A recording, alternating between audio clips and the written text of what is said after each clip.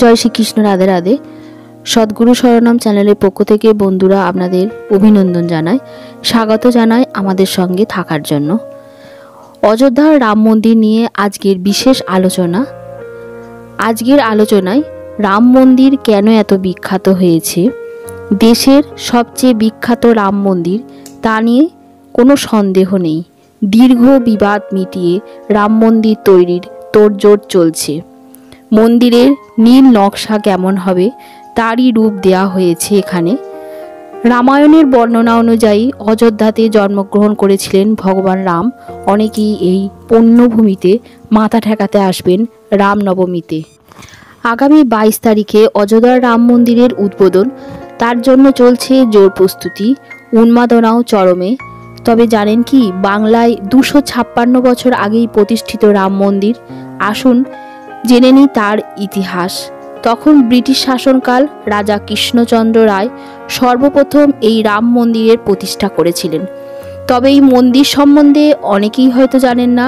গুটি কয়েক মানুষের হাতে এখনও এখানে পূজিত হয় কোষ্ঠী পাথরের ভগবান রাম ও সীতা।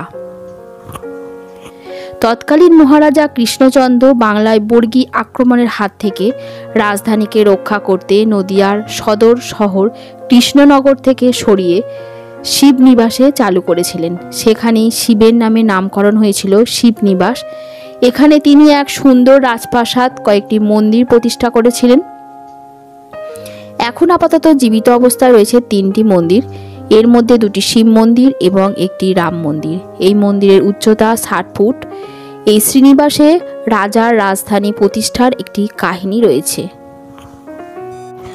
প্রাণ প্রতিষ্ঠা অনুষ্ঠান উপলক্ষে সেজে উঠেছে অযোধ্যা। আসতে শুরু করেছেন অতিথিরা। আলোর মেলায় সেজেছে রাম মন্দির। আগামীকাল সোমবার এতক্ষণে রামলীলার প্রাণ প্রতিষ্ঠা অনুষ্ঠান শেষ হয়ে যাবে। তার আগে অযোধ্যায় রাম মন্দিরে চলেছে শেষ মুহূর্তের প্রস্তুতি। কয়েকদিন ধরেই রাতের আলোয় ঝলমল করে উঠেছে রাম মন্দির। 8-60 নিরাপত্তা ব্যবস্থার মধ্যেই অযোধ্যায় আসতে শুরু করেছেন অতিথিরা। আর আসছেন বহু মানুষ যাদের অনুষ্ঠানে যোগ দেওয়ার কোনো কথাই নয়। এই রকম পরিস্থিতিতে মহাকাশ থেকে নবনির্মিত রাম মন্দিরকে কেমন দেখতে হবে সেই ছবি প্রকাশ করল ভারতের মহাকাশ গবেষণা সংস্থা ইসরো।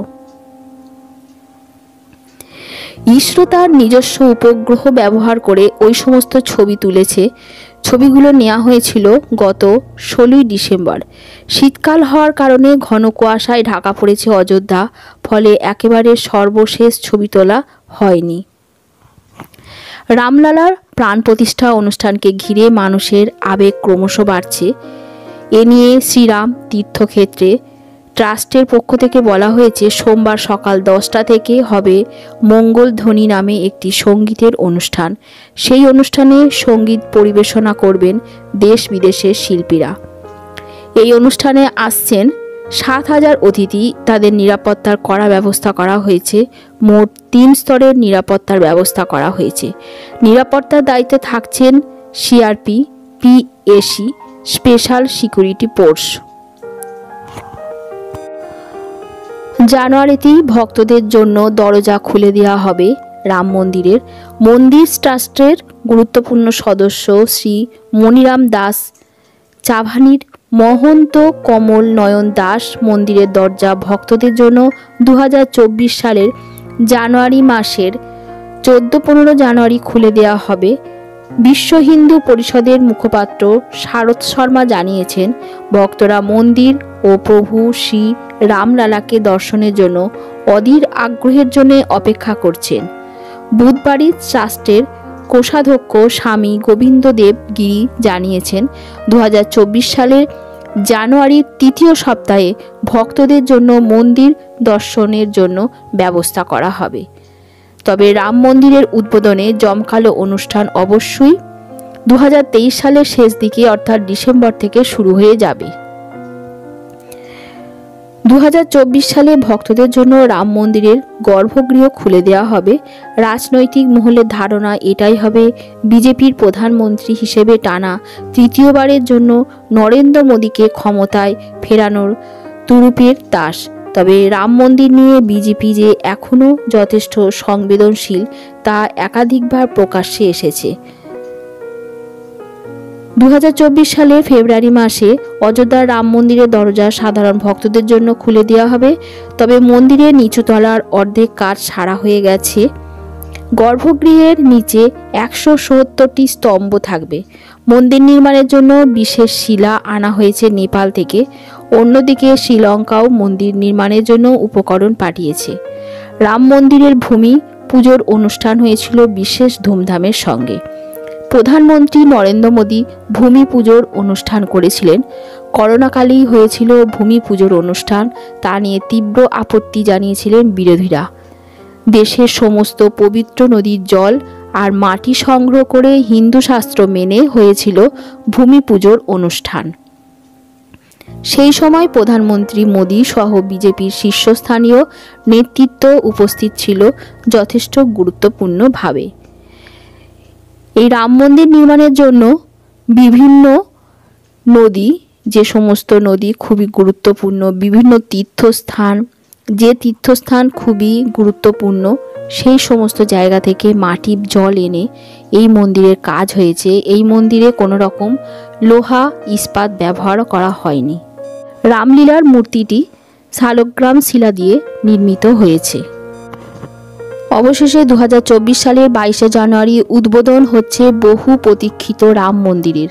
দেশের বর্তমান প্রধানমন্ত্রী নরেন্দ্র মোদীর হাত ধরে উদ্বোধন হবে অযোধ্যার রাম মন্দিরের।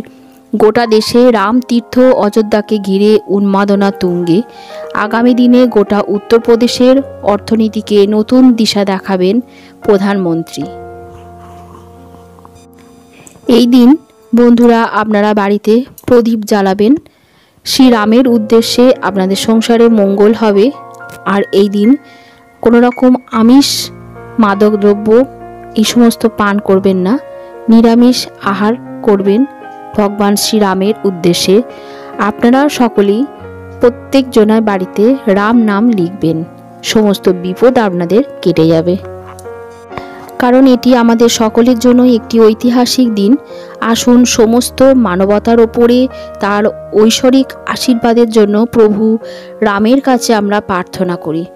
উন্মোচিত ইতিহাসের সাক্ষী ভগবান রামের আশীর্বাদ আমাদের সকলের ওপরে বর্ষিত হোক। জয় শ্রীরাম। আসুন আমরা এই আনন্দের দিনটিকে অনেক আড়ম্বর সহকারে উদযাপন করি এবং আমাদের প্রিয়জনদের সাথে একটি প্রকাশের সাক্ষী থাকি। অযোধ্যার ঘণ্টার ধ্বনি সারা দেশে প্রতিধ্বনিত হচ্ছে, শান্তি ও ঐক্যের বার্তা বহন করছে। আসুন এই বিশেষ দিনটি মুক্ত মনে উদযাপন করি আর রাম নাম লিখি। অযোধ্যা রাম মন্দিরের ভক্তের ভিড়ের জয় শ্রীরাম ধ্বনি আকাশে বাতাসে রাঙিয়ে দিয়েছে, যা দেখার মতো একটি দৃশ্য, লালন করার মতো একটি মুহূর্ত। অযোধ্যা রাম মন্দিরের ঐতিহাসিক মুহূর্তটি আন্তরিক প্রার্থনা এবং আনন্দের সাথে উদযাপন করা হচ্ছে। এই দিনটি আমাদের সকলকে সমৃদ্ধি এবং আনন্দের আশীর্বাদ করুক। কোটি প্রদীপ আলোকিত করে অযোধ্যার পথ, রাম মন্দিরে আপনার যাত্রা আলো এবং আশীর্বাদে পূর্ণ হোক এই কামনা করি। পাথর থেকে গর্ভগৃহ, ঐশ্বরিক আবাস মিলেমিশে রাম মন্দির।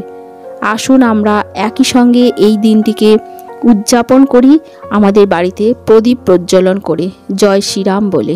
অযোধ্যা রাম মন্দিরের সকলের আনন্দ ও পরিপূর্ণ দর্শন কামনা করছি। জয় শ্রীরাম। অযোধ্যা যেমন ভগবান রামের ঐশ্বরিক বাসস্থানকে স্বাগত জানায়, এটি আমাদের ধার্মিক উদযাপন জীবনযাপন করতেও অনুপ্রাণিত করে। আনন্দের অশ্রু এবং ভক্তিতে পূর্ণ হৃদয় অযোধ্যা রাম মন্দির উদ্বোধন উদযাপনকারী সকলকে আন্তরিক শুভেচ্ছা জানাই। 22শে জানুয়ারি টানা 3 দশকের অপেক্ষার অবসান, হাজার বাকবিতণ্ডা ঝামেলা পেরিয়ে অবশেষে রাম মন্দিরের উদ্বোধন হতে চলেছে অযোধ্যায়। রাম মন্দির উদ্বোধন একটি ঐতিহাসিক এবং তাৎপর্যপূর্ণ মুহূর্ত। এই দিনে অযোধ্যায় রামলালার প্রাণ প্রতিষ্ঠা অনুষ্ঠানকে সামনে রেখে ভারত জুড়ে সমস্ত কেন্দ্রীয় সরকারি অফিস হাফ দিনের জন্য বন্ধ থাকছে। ভারতবাসী প্রস্তুত এই অনুষ্ঠান উদযাপনের জন্যে। তবে প্রস্তুত হওয়ার সঙ্গে সঙ্গে অনেকেই সোশ্যাল মিডিয়ার মাধ্যমেও নিজেদের প্রিয়জনের সঙ্গে এই আনন্দ ভাগ করে নেবেন। তাই আমরা হোয়াটসঅ্যাপ, ফেসবুক এবং অন্যান্য সোশ্যাল প্ল্যাটফর্মে আপনার বন্ধু এবং পরিবারকে শুভেচ্ছা জানানোর জন্য কিছু সুন্দর শব্দ গুছিয়ে এনেছি। সেই সঙ্গে আমরা বলবো জয় সিয়ারাম, রাম রাম, রামলালা নাম।